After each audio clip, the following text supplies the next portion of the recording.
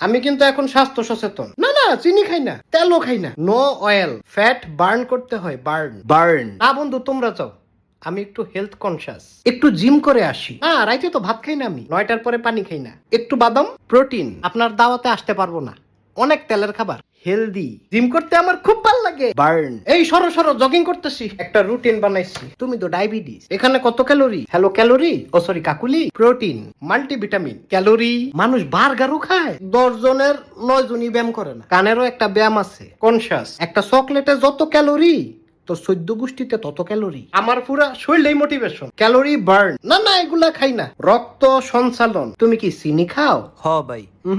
তুমি বিষ খাও। তেলের খাবার খাওয়ার লেগা ফোন দিবি না। হেলথ কনসিয়াস, জিব্বার একটা ব্যায়াম আছে, অ্যাক্টিভ। হ্যাঁ, আমি তো অ্যাপ দিয়ে সব ডায়েট কন্ট্রোল করি।